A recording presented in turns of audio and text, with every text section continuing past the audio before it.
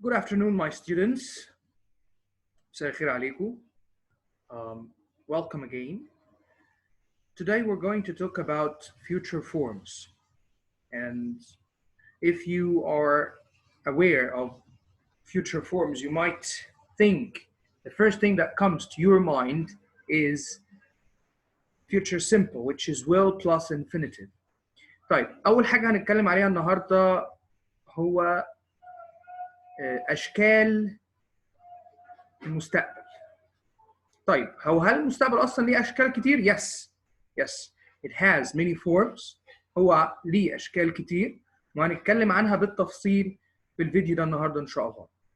طيب أول حاجة عايز أوضحها إن إحنا يعني أول حاجة هتخطر في بالكم will plus infinitive، وهو ده اللي إحنا عارفينه إن أي حاجة يعني indicating future هنتكلم عنها في الفيوتشر سمبل هو will infinitive. لا، أحب أقول لكم إن في أكتر من فورم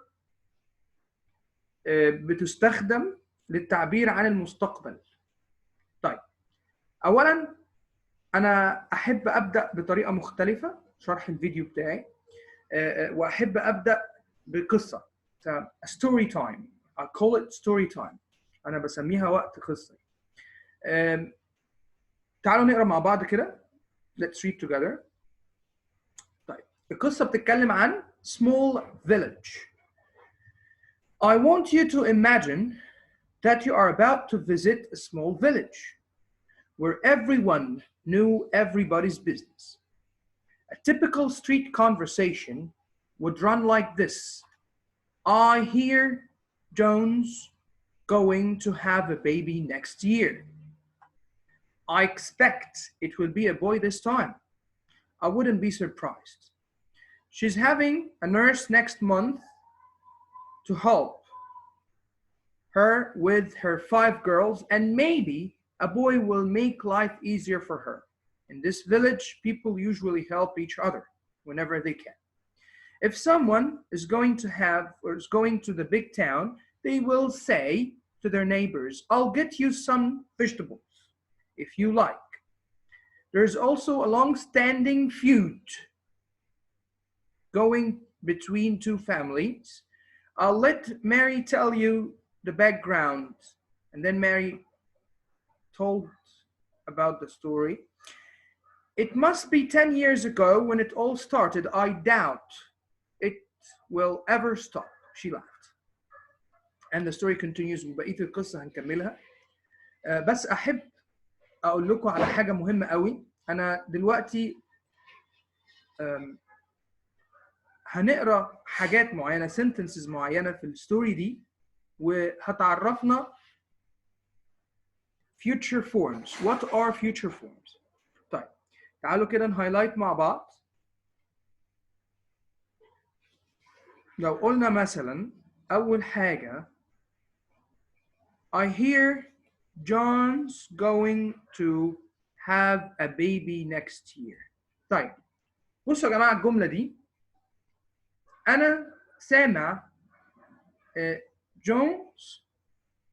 John is going to have a baby next year. طيب أولاً is the present form of verb to be, am or is or are. في الحالة دي foreigners, natives I mean, talk about someone putting apostrophe. يعني لو احنا بنتكلم عن John يبقى هنحط apostrophe s instead of is. تمام؟ طيب في موضوع مهم قوي لازم تعرفوه ان هنا استخدم going to have a baby. طب ليه ما استخدمش will؟ ده سؤالي ليكم هتفكروا فيه. ليه قال I hear John's going to have a baby next year؟ ليه ما استخدمش will have a baby؟ طب تعالوا نشوف الجملة اللي بعديها. I expect it will be a boy this time. I wouldn't be surprised. طيب أنا أتوقع إن هو هيكون ولد المرة دي. هي عندها أصلاً 5 بنات أو 4 بنات. طيب وبرضه will إحنا بنستخدم اختصار will apostrophe ll. تمام؟ طيب ليه هنا استخدم will ما استخدمش going to؟ هنعرف برضو. She is having a nurse coming next week. هي دي coming معلش مش coming. طيب هنا استخدم present continuous. It's a different form this time. استخدم present continuous. وبرضو apostrophe s. It's a short form for is. طيب ليه ما استخدمش will؟ برضو هنعرف. Maybe a boy will make life easier for her. بيقول احتمال لو جه ولد هتكون حياتها أسهل. برضو هنا استخدم will make life easier. طيب تعالوا بصوا الحتة دي. If someone's going to the big town, they will say to the neighbors, I'll get you some vegetables if you like. هنا برضو I'll let Mary tell you the backgrounds. I doubt it will be ever stop. طيب الحاجات اللي احنا قلنا عليها دي واللي احنا عملنا لها highlighting, it's totally different from each other. Going to similar to present continuous when expressing future. يعني استخدام going to يشبه تماما استخدام ال present continuous في التعبير عن المستقبل، وهنعرف بنعبر عن ايه. طيب عشان نعرف الكلام ده كله انا حابب اوريكم schedule in the next slide. This schedule guys. شايفين السكيدول ده؟ ده simply عبارة عن comparison between will, going to, present continuous and present simple. وهنناقش كل حاجة بالتفصيل لوحدها. طيب what is the difference between will, going to, present continuous and present simple when expressing future? ايه الفرق؟ تفتكروا ايه الفرق شباب؟ طيب the difference is as follows. التشبيه او الفرق في التالي. اول حاجة بنستخدم فيها will. أول حاجة بنستخدم فيها will would be for the first thing to use will as future form to indicate predictions and forecasts. طيب يعني إيه predictions؟ التنبؤات.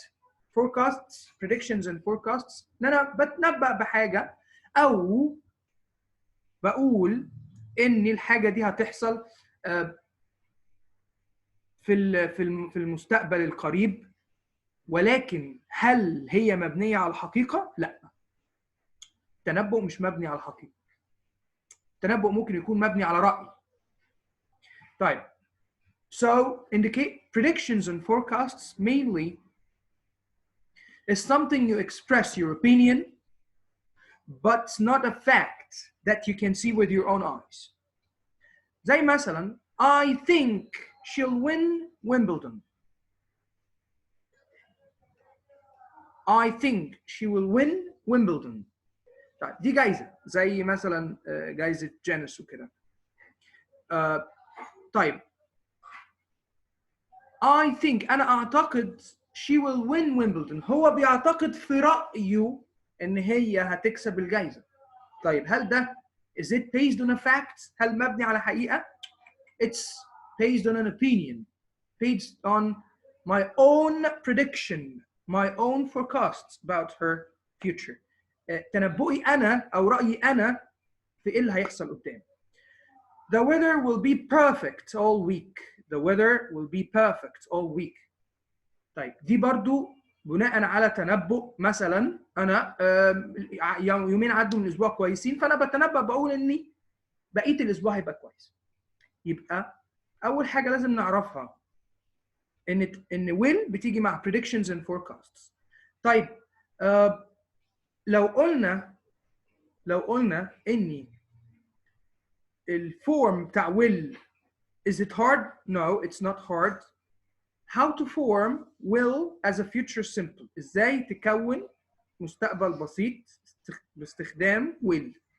Any subject, either he, she, it, you, we, they, plural or singular nouns, is followed by will, and after will, there's always an infinitive. يعني أي subject plus will بعديه على طول infinitive. I will try, I will eat, they will play, it will fly. Okay? يبقى any verb comes after will is always infinitive. لازم نعرف كده. Regardless the subject. السبجكت ما بيغيرش will. طيب في حاجة كمان بنستخدم فيها will هي spontaneous decisions. يعني ايه spontaneous decisions؟ يعني instant decisions. Spontaneous decisions means instant decisions. Something I took decision for instantly at the moment without previous planning. يعني ايه؟ يعني قرار وقتي في الوقت ده بالذات بدون سابق تخطيط. خدت قرار حالا بدون ما افكر without previous thinking, without previous planning, بدون تخطيط مسبق وبدون تفكير او ترتيب مسبق لي. Yes, I'll marry you. حد بيسألك will you marry me؟ فانا بدون تفكير yes, I'll marry you. تمام؟ طيب ممكن ايه تاني؟ ترن ترن. I'll answer the phone. تليفون بيرن فانا قلت ايه؟ I'll answer the phone. I'll. خلي بالك من النطق يا جماعه. It's very important to pronounce it like this. All native speakers say it. I'll answer the phone. I'll get the door. ما بيقولوش I will. It's quickly. That's why we put apostrophe LL. I'll answer the phone. I'll get the door. I'll see who's outside. خلاص؟ كل دي اسمها instant decisions. All of this are called instant decisions. طيب. It's also used with offers and promises. If I'm offering help, I'll help you with the bag. I'll catch the newspaper for you. Promises. I'll make it up for you. لو مثلا كسرت فازة كسرت حاجة فبتقول لصاحبها I'm sorry, I'll make it up for you. أنا هعوضك. فدي offers and promises we can use it with will. يبقى ثلاث حاجات يا شباب ما ننساش ثلاث حاجات بنستخدمها في will. Three main functions of using will to indicate future forms. Predictions and forecasts, spontaneous or instant decisions, offers and promises. طيب لو احنا رجعنا كده to the previous slide as we can see here. I expect it will be a boy this time. أنا أتوقع. أنا مش متأكد. برضو دي حاجة مهمة نعرفها. To use will. Something you're not certain about. حاجة أنت مش متأكد منها فبتستخدم will في الحالة دي. It will be a boy this time. أنا بتوقع إن هو هيبقى ولد. تمام؟ طيب. Maybe برضو احتمال a boy will make life easier for her. تمام؟ احتمال إن لو ولد يخلي حياته أسهل. هل ده بناء أو is it based on a fact? No, it's not based on a fact. It's based on his own prediction, the narrator or the storyteller. اللي بيقول القصة دي ده مبني على رأيه الشخصي. His own predictions, تنبؤه الشخصي. تمام؟ I'll get you some vegetables. I'll get you some vegetables. طيب تفتكروا ده إيه؟ Yes, you're right. It's an offer. I'll get you some vegetables. I'll let Mary tell you the background. This is an instant decision. أنا هخلي ماري هي اللي تقول لكم بقية القصة أو تقول لكم عن خلفية القصة. I'll let Mary tell you the background. I doubt it will ever stop. أنا أشك إن هي إن الفيود أو long standing feud ده هيتوقف في يوم من الأيام. طيب عرفنا استخدام will. طيب لو نرجع تاني هنا استخدام going to. Going to. For intentions. Intentions. I'm going to read War and Peace this weekend. Intentions يعني نية. and ولما بتكلم عن نية دي برضو حاجة أنا بخطط لها. أنا ناوي أدرس روسي السنة دي. I'm planning to study Russian this year. I'm going to study Russian this year. I'm going to study Russian this year means that I have an intention, أنا عندي نية, previous intention with previous planning إن أنا أبدأ أدرس روسي. طيب previously made decisions. Previously made decisions. أنا برضو لازم أبقى عارف previously made decisions يعني قرارات already مبنية على تخطيط أو تفكير مسبق. يبقى decisions that are based on previous planning or thinking. We're going to get married but we don't know when. بيقول هنا إحنا هنتجوز كده كده بس إمتى لسه ما حددناش. ده معناه إن هم بيخططوا. هم خدوا قرارهم already. تمام؟ طيب they already took their decision about marriage and they planned and they still planning actually about their marriage sooner or later. طيب something that is likely to happen ودي حاجة مهمة جدا جدا لازم نعرفها. What's the meaning of something that is likely to happen? Something is likely to happen means that something I can see with my own eyes that is about to happen.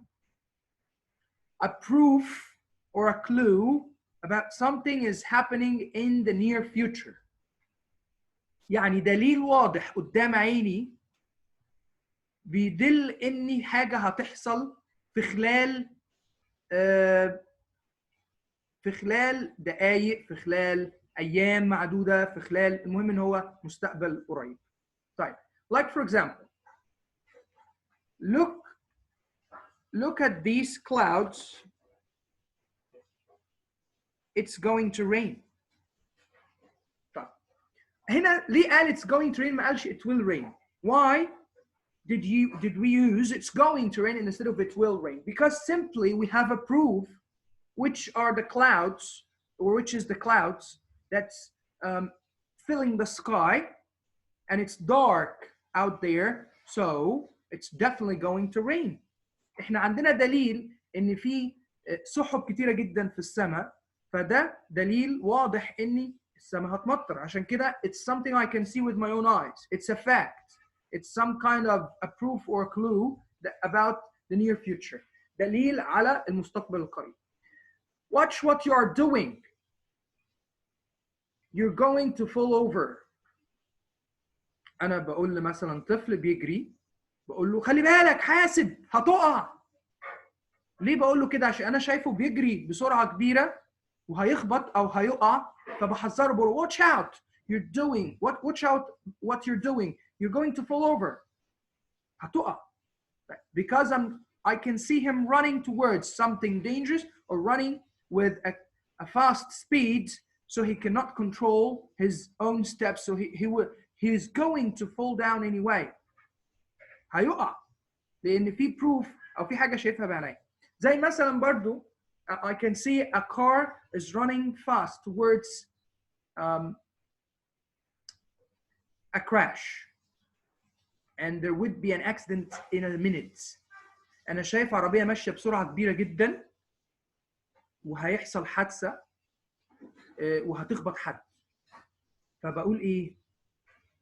Look at this car, it's going to crash. بقول له بص العربية ده خلاص هتخبط حد. It's going to hit this person. هتخبط الراجل ده لو ما اتحركش. أنا شايفه واقف وهو مش واخد باله من العربية هتخبطه. يبقى something is likely to happen means something is about to happen with a proof or clue to the near future. حاجة هتحصل أنا شايفها بعيني هتحصل في خلال ثواني أو دقايق أو أيام. طيب. The same for present continuous by the way. نفس التشابه ما بين going to ما بين present continuous. طيب. What's the form of going to before we move to the present continuous? إيه تكوين going to قبل ما ننتقل على present continuous. ببساطة يا جماعة going to we have to include verb to be at present. يا إما am أو is أو are plus going to plus infinitive. زي ما بعد will infinitive بعد going to برضو infinitive عشان to simply. طيب. So any subject we put verb to be and then going to plus infinitive. That's it. هل أي subject هنستخدم معاه verb to be زي ما هو؟ No. إحنا مش هنستخدم verb to be زي ما هو. إحنا هنصرف verb to be على أساس السبجect. لكن going to هتفضل زي ما هي. يبقى am بتيجي مع I طبيعي. is بتيجي مع he و she و it أو أي singular أي اسم مفرد. و are بتيجي مع we و you و they أو أي plural أي جمع. وبعدين going to والinfinitive. تمام؟ خلي بالنا لأن دي مهمة جدا. طيب what about present continuous؟ إيه الفورم بتاع ال present continuous عشان بس نبقى عارفينه. What is the form of present continuous? It's simply verb to be plus ing. Verb to be plus ing. Verb to be will be verb to be is formed according to the subject. Verb to be هيتحط تبعا برضو للسبجect زي ما شرحنا في going to. We're getting married in Spain on July 24th. We're getting married. هي we are going to marry على فكرة. يبقى going to can be used to indicate the future just as present continuous.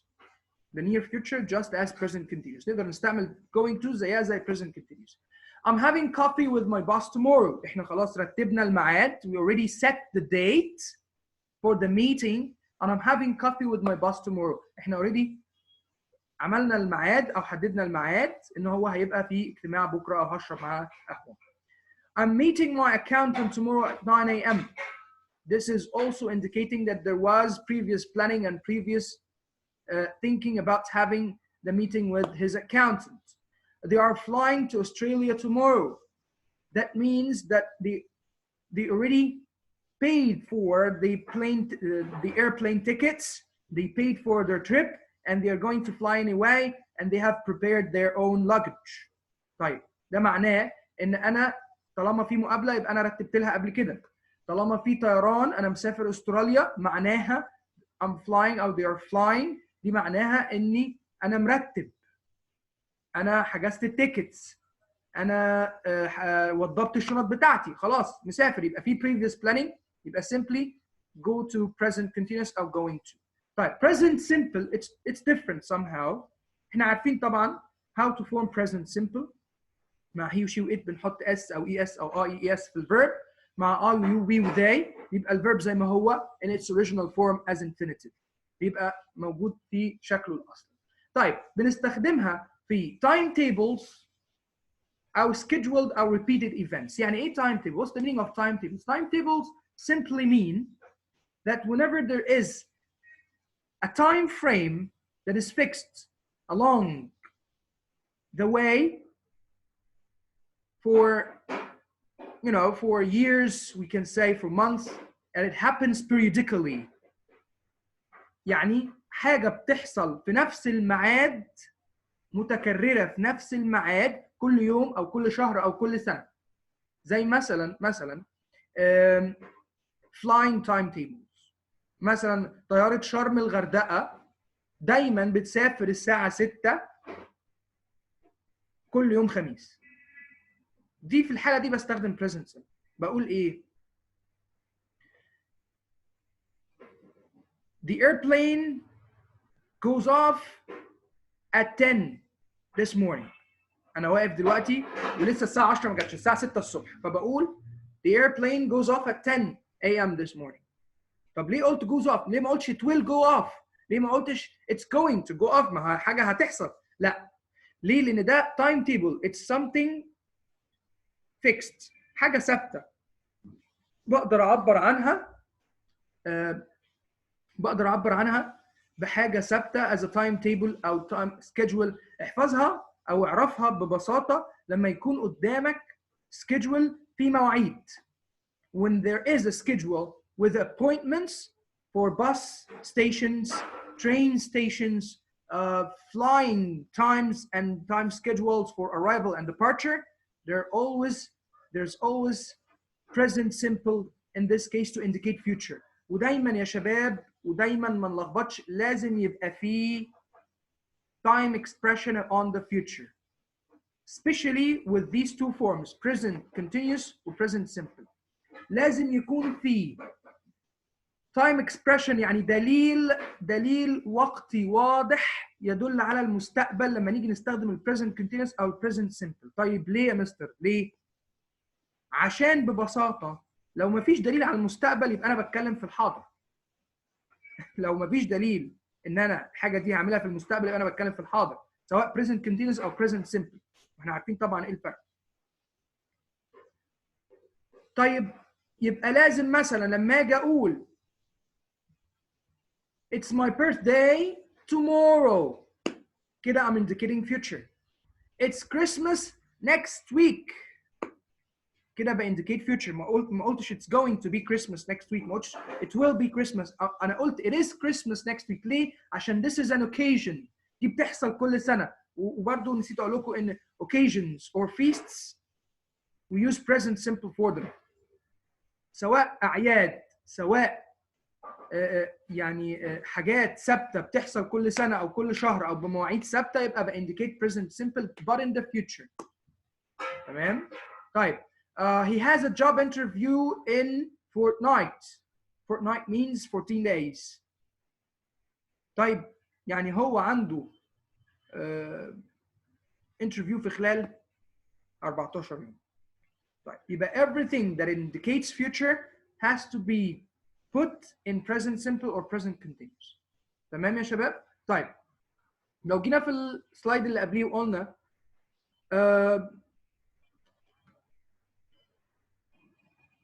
she's having a nurse coming next week. She's having a nurse coming. The present continuous as we can see here. معناها ان هي مرتبة ان في ممرضة جاية لها الاسبوع اللي جاي. She already knows that there is a nurse coming this weekend.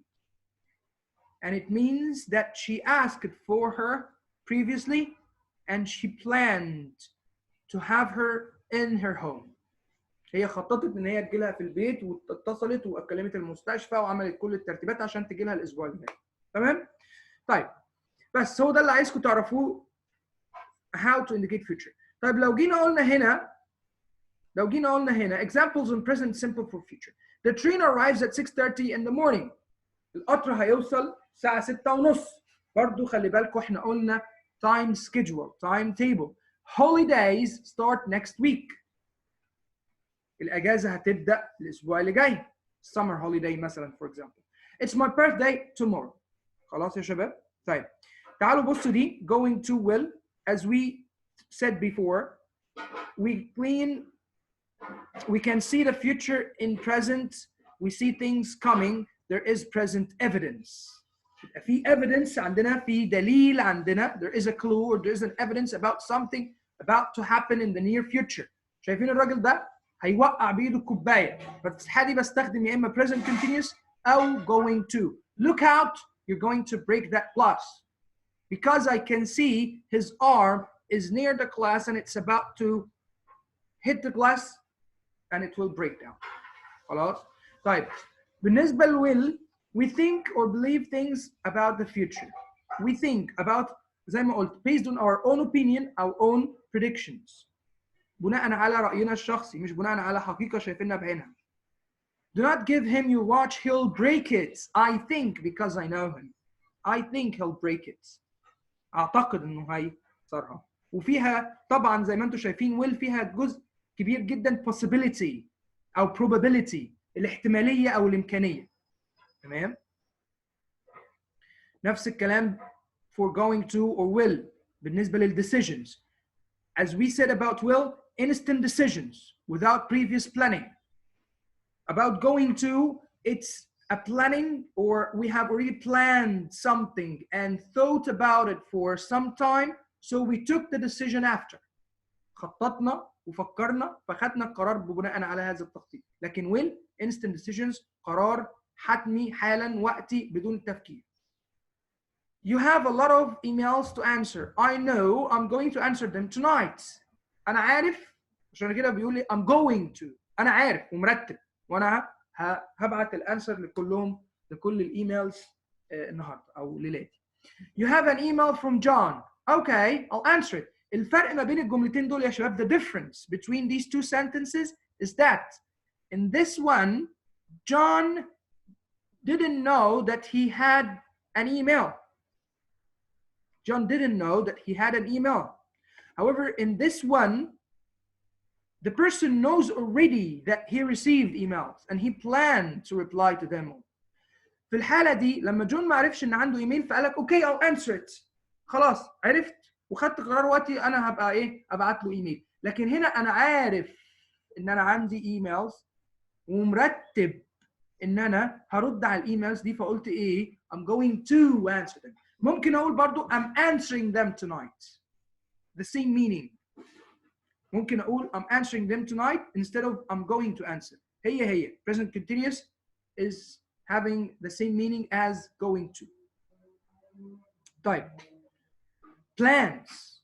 عارفين برضو ان plans going to previous planning present continuous going to is the same. We know that there is plans to do or plans have been already done to do something in the future. طيب I'm going to see Anne sometime soon. I'm meeting Paul at the cinema at 8. طيب present continuous في فرق طفيف ما بين present continuous و going to في حاجة بسيطة قوي. إن أنا في present continuous ممكن أحدد وقت بعينه متأكد فيه.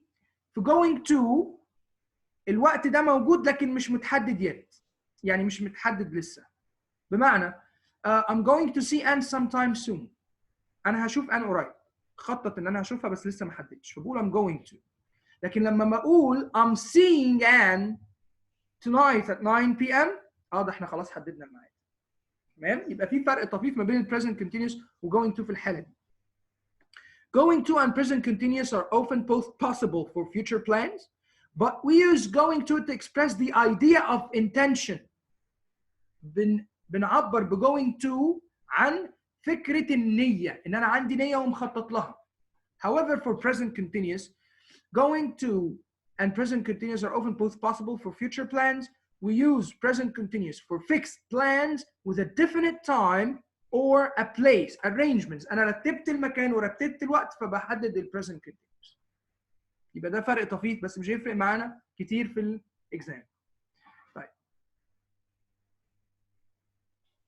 دي exercises you can do on your own. تفتكر أنهي واحدة؟ Mary is going to or will have baby. طبعا is going to لأن أكيد هي مخططة بقى لها 9 شهور حامل فأكيد هي مخططة that she's going to have a baby. Perhaps we're going to ولا will meet again one day. Perhaps أكيد will عشان دي فيها possibility. Be careful.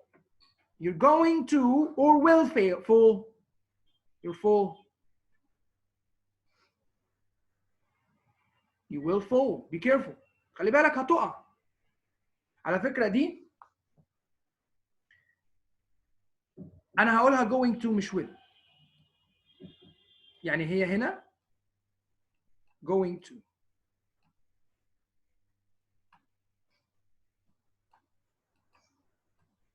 ليه بقى؟ عشان this is something I see as a proof with my own eyes. خلي بالك يا شباب دي معلش غلطة. دي غلطة في البرزنتيشن. يبقى be careful you're going to fall. Okay? طيب look Andy is going to fall off his bike. هي دي صح أو دي هي نفس be careful على فكرة. Look out. طيب. I think going to ولا will؟ will طبعا. I think you will love Scotland. رأيي الشخصي إنك هتحبها. I have decided I'm going to ولا will stop smoking. What do you think? طبعا I'm going to. أنا قررت وخططت إني هوقف تدخين. طيب برضو أنا حابب إن أنا تحلوا exercises أكتر من الحاجة اللي عندكم بس أنا حبيت أديكم فكرة عن استخدام والفرق ما بين will و going to و present continuous و present simple about expressing future forms. حبيت اديكم فكره عن استخدامات الفيوتشر فورمز، دلالات المستقبل عموما. I hope you're having a good day and enjoy your time. Thank you for your listening.